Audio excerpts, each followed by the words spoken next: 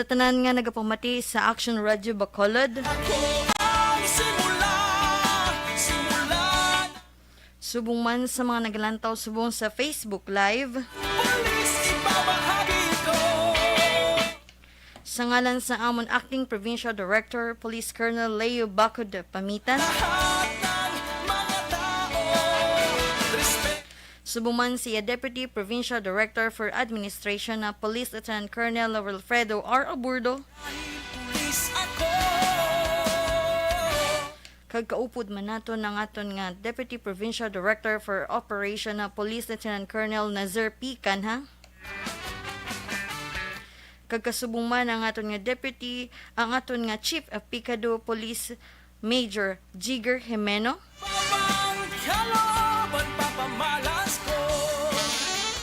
Kagang aton nga Chief PIO Police Lieutenant Abigail G. Dunasco. Mayong hapon sa tanan, subong Abril 24, tuig 2022.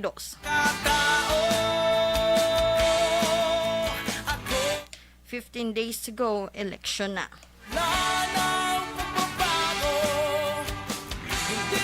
Kaupod niyo subong si Police Corporal Julie Enrile. Sa nanliga diya nga Domingo ato na ginistoryahan ang aton bisita ang COP sang Sipalay Component City Police Station. Police Major James C. Latayon. Subong naman ang ato na bisita ang chief naman sa Negros Occidental Provincial and Forensic Unit. Police Lieutenant Colonel Paul Jerome Fuentes Pina. Pero bago ina, ato na pag-istoryahan ang talakayang isyong police. Nanliga din nga Abril 21 at Oktubre 22 ang aton nga Negros Occidental Police Provincial Office nagkandak sa 2 days seminar sa aton mga kapulisan.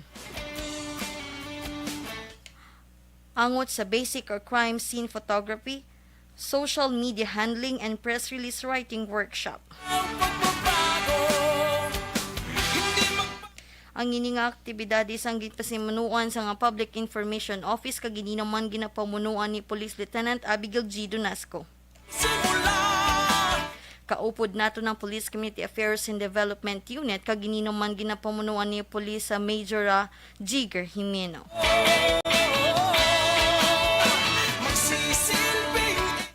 Ang ini nga programa angot nga para balang atong mga kapulisan nga may idea man sila o sa subungdan nga teknolohiya no sa subong nga tiyempo nga aton nga mga social media ang isa na gid ka number 1 tool para para maghatag ta impormasyon sa aton nga mga kauturan ilabi na gid ang aton mga kauturan nga wala sa nga TV kag radyo kundi cellphone na lang ang ilang ginagamit agud may ara sila mahibalan nga impormasyon angot sa mga kapulisan. Kag subong naman nabisan na diin ka man makadto no ang aton nga social media, ang aton nga Facebook, pagi sa aton Instagram, TikTok, Twitter, isa na sila sa pamagi no agud mahatag paginta impormasyon, ihibalo, tips bala para sa aton nga mga kauturan. Kag sa subong naman no nga aton nga bisita no siya Police Lieutenant Colonel Paul Jerome Fuentes Pina ang chief sa Negros Occidental Provincial and Forensic Unit. Hello sir, good afternoon, nakamayong hapon sir. Good afternoon, Police Corporal Henry Lem, mayong hapon. Good afternoon sir, mayong madamag nga salamat sir no sa pagbaton sa amon imbitasyon sa subong hapon diri sa Action Radio Bacolod. So sir, pwede ka bala sir kapakilala sir sa aton nga tigpalamati sa subong hapon sa Action Radio Bacolod kag sa subong man sa galantaw sa aton sa Facebook Live. Sa mga taga-pamalamati kag nagalantaw subong sa Facebook Live, ako gali si Police Lieutenant Colonel Paul Jerome Sidigo Fuentes Pina, ang Chief sang Negros Occidental Provincial Forensic Unit diri sa Bacolod. Yes, no. So, sir, ang para sa ihibalo, sir, sang aton nga tigpalamati, kaga tigtumalanaw sa Facebook, subong, sir, ano ang Negros Occidental Provincial Forensic Unit, sir, kag ano ang mandato sini, sir? So, ang Negros Occidental Provincial Forensic Unit is isa sa operational support unit sang Negros Occidental Provincial Police Office nga naga-provide scientific method of investigation and technical support sa mga PNP field units ta. Sa pamaagi sa amon nga serbisyo, gahatag kami sang field work, scene of crime operations, forensic laboratory service, criminalistics training and research. Yes, sir, no. So, ano naman nga, sir, ang kinalain, sir, sa ngaton nga ng forensic unit, sir, ikumpara ta siya sa iban nga mga unit sa mga kapulisan, sir? So, ang kinalain niya is, unlike sa aton nga field units, nga sila gid mismo ang ga-imbestiga, no, pag may mga complaint or may mga kaso, no. So, ang amo naman niya is ga-offer kami support sa technical side. Like, for example, sa isa ka case ang investigator, nga sa case nga shooting incident. So, ang isa ka shooting incident nga sa iya nga pag-imbestiga, kilanlan niya mapamatudan nga ang isa ka tao nakapalupok o wala. So, based sa amon nga technical expertise, pwede siya maka-request sang paraffin test. So, based on that, so we'll conduct a paraffin test and the outcome of the result will be used if indeed that person ang mugid ang nagpalupok o nagamit during sa investigation niya nga ginapamatudan nga during sa shooting incident, siya gid bala ang involved sa sina nga kaso o hindi. So, dako gid na bulig ang amon nga technical na side na sa pag-offer sa pag-support sa investigasyon sang kapulisan. Yes, sir, no. So, continue sa aton nga pamangkot pagid na, sir. Ano ang mga specific ni sir nga trabaho, sir, sang or responsibilidad, sir, sa mga sang forensic unit, sir? So, ang specific na trabaho, ang most commonly known sa tao is ang scene of the crime operation, no, ang pag-process ang crime scene, no, amo nang most common. Then based na ang scene of the crime operation composed of specialist na siya. So sa amon nga day-to-day nga trabaho sa sulod sa forensic unit, may arata nga ginatawag na forensic chemist, may forensic firearms examiner, may forensic physical identification, may forensic pathologist, so amo ng doktor ta. So those are specialists under forensic unit.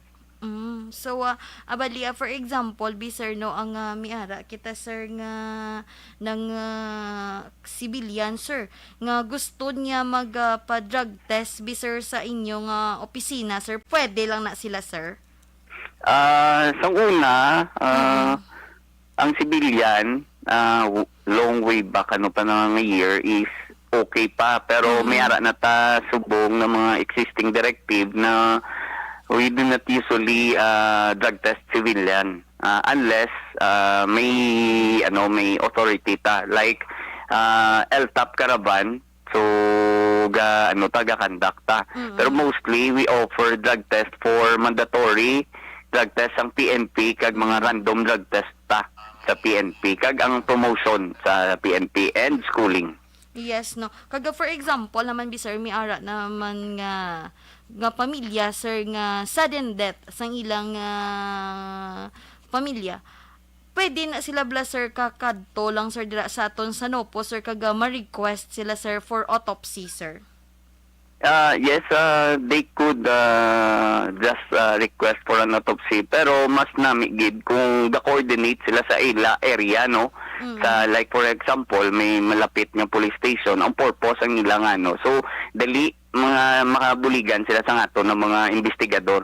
So, kung related to crime ang suspected, so madasig sila assist sa aton nga investigador kag libre ina. Pero kung ikuha nila nga privately nga sila lang gid mismo with their lawyers and ang private ang purpose. So they will have to pay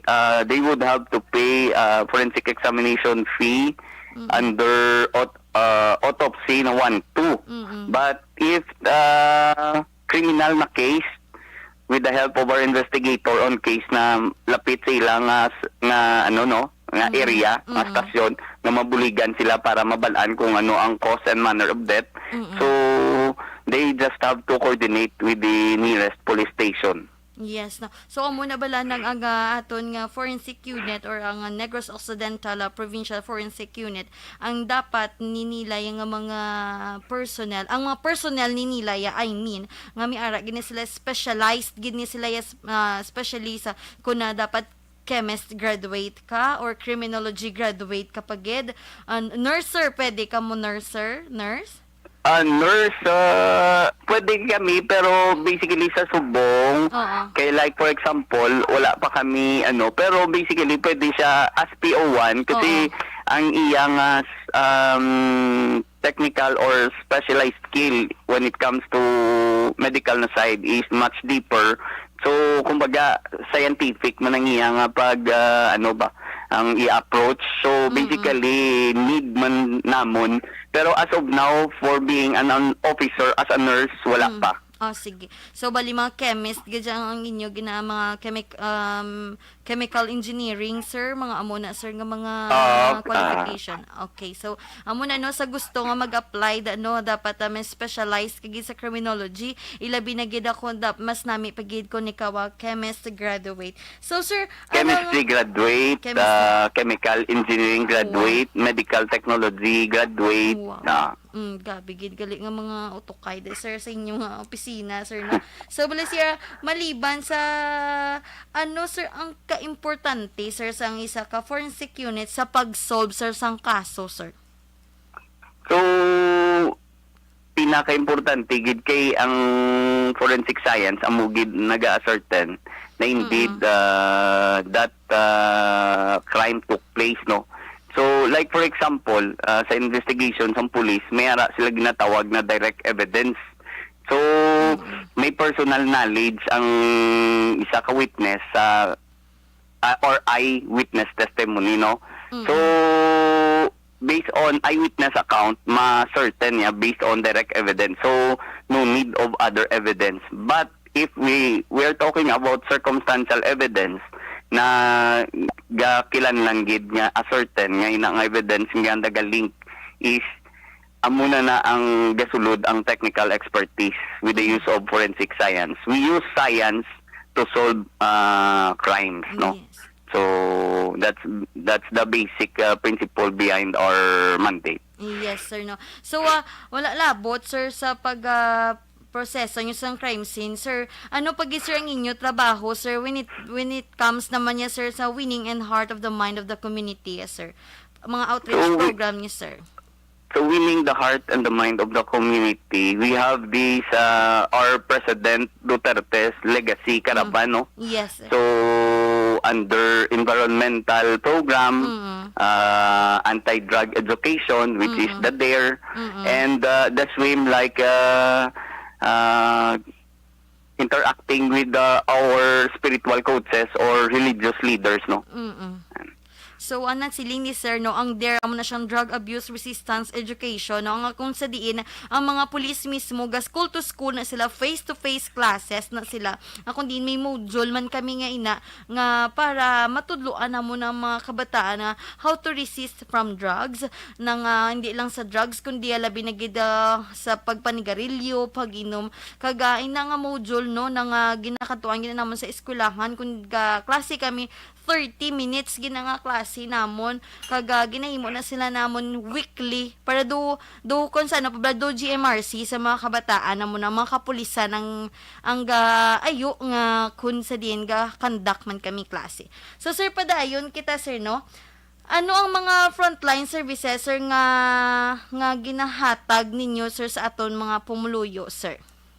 So frontline services that we provide are the following: Yes. DNA examination, question document examination, fingerprint identification examination, macro etching examination, medico-legal examination, polygraph, Mm-mm. ballistic examination, and drug test. Yes, no. So kadamo gali sang inyo nga mga programa nga ginahatag sa nga mga frontline services sir no nga ginhatag sa aton Pumuluyo sir. Bali makadto lang na da sila sa aton sir dira sa province sir. Oo, pag may kilanlan sila, they just go to our office and request. May araman pamagit para mag-request. So,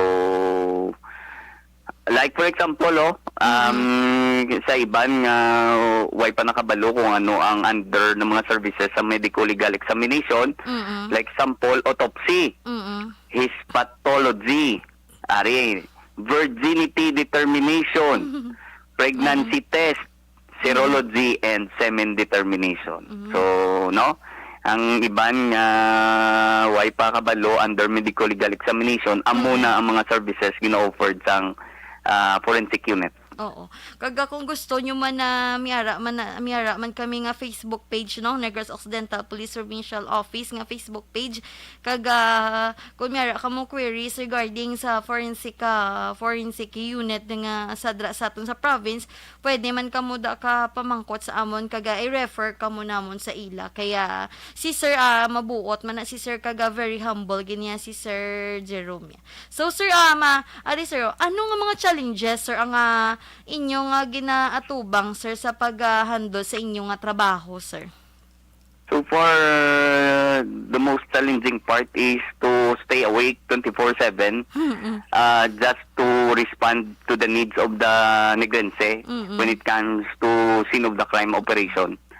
Then the next is how do we manage or optimize those given resources with that much limited resources we have. And all those things, all challenges are considered as part of our system. So we just work hard for it and by heart, so that any challenges that we encountered became part of the system, that we could give a better services to the public. Yes, so amugid man na yan sir ang aton nga programa sa kapulisan niya sir no nga makatag tiya serbisyo sir sa aton nga mga kauturan na kasi manwa kag sa publiko gidya ilabi na gid sir. Arab lang gaton nga mga aton bala nga motto gid bala sir or ang aton nga ginapatihan nga winning the heart and the mind of the community. So amo na nga ang inyong mga kapulisan no ginaubra gid namo na nga amon trabaho no kay para gina sa inyo man nga mga ginaserbisyo namon ang publiko. So sir, ano imo sir ang mensahe sir sa aton nga mga kauturan nga gapamati subong sa aton nga mga ka-aksyon sir? Before I end, pwede ako mag-announce regarding Yes, sir, with the pwede. applicants requesting to take or sign print card for abroad. Kay Yes, sir. mostly damo gakadto di sa amon office Oo. nga ga-request for print card for abroad. So unfortunately, those services is offered sa Camp Martin Delgado for San Pedro. So because at this moment we don't have authorized or examiner or to take or sign this document, no. So ang tanan ginapabalo nga kung mag-apply ka mo for print card for abroad is gina-recommend namon nga magkadto ka mo sa amon nga regional office for now. Okay, so ano mo message naman niya sir sa aton nga gapamati subong sa radyo sir sa Action Radio? So the message is we need your support, cooperation, and it's high time for us to corroborate in all aspects or areas na makaano ta sa community nga makabulig ta. So not only mentally, physically, but also spiritually. So I hope the community would support our cause by supporting our programs, and I hope that we could deliver the services needed by the Negrense people. Okay, so madamo gid nga sir nga salamat sir sa pagbaton sa amon nga imbitasyon sir nga maging isa ka guest namon sa subong nga hapon diri sa Nokpo in Action sir. Salamat gid sa kagiyanan nga ginhatag sang Action Radio nga nagahatag impormasyon man or mag-eduka sa aton nga komunidad sang amon nga mandatos or sa paghimo sang amon nga obra. Kag salamat man sa mga tao nga nagaintindi kag nagasuporta sa programa kag aktibidad sang kapulisan. Yeah. Amuyad to no ang tingog ni Police Lieutenant Colonel Paul Jerome Fuentes Pina. So madamo gid nga salamat kay sir no kag kay tungod nga malapit na nga eleksyon no ato na panumdumon ang ay nanungod sa gun ban. Resolution number 10728, mariing pinagbabawal ang pagdadala ng anumang klaseng armas, kahit na mga replika at airsoft na pwedeng pagkaman tutong armas o mga patalim sa labas ng tahanan o place of business at sa mga pampublikong lugar, maliban lamang kung ikaw ay may pahintulot o certificate of authority mula sa Commission on Elections para magdala ng armas. Mga nakabamatay na patalim na tinagkapit sa inyong kabuhayan, dapat nakalagay ito sa tamang lagayan o bayna. Pansamantalang sinuspindi ang mga permits to carry firearm outside residence or PTC-4. Ito ay nasimula noong ika-9 ng Enero at magtatapos sa ika-8 ng Hunyo taong 2022. Ang sinumang mahuhuling lalabag ay maaaring malong na hindi bababa sa 1 taon, pero hindi lalapas ng 6 na taon. Kung kayo ay may hawak na hindi lisensyadong baril, maaari nyo itong isuko sa ating himpilan ng pulisya sa inyong lugar at sa pamamagitan ng ating programa na Armas by Lubugas, kapalit ang isang sako ng bigas. Ang Negros Occidental Police Provincial Office ay humihingi ng kooperasyon mula sa publiko upang halalang 2022 ay mapasigurong maayos at mapayapa. Maraming salamat. Alinsunod. So, madamo gid nga salamat kay Mrs. Nona Di Maala Magbanwa kag sa technical staff. I-like and follow ang amon nga Facebook page ang Negros Occidental Police Provincial Office kag ang mag-subscribe kamo no sa amon nga YouTube channel ang PIO Nokpo. Din nyo kami liwat sa madason nga Domingo alas 3:30 tubtob alas 4 sang hapon ang inyong kapulisan sa Negros Occidental Police Provincial Office kaupod ang una sa balita, una sa aksyon sa Bacolod, Aksyon Radyo. ACS Millones! ACS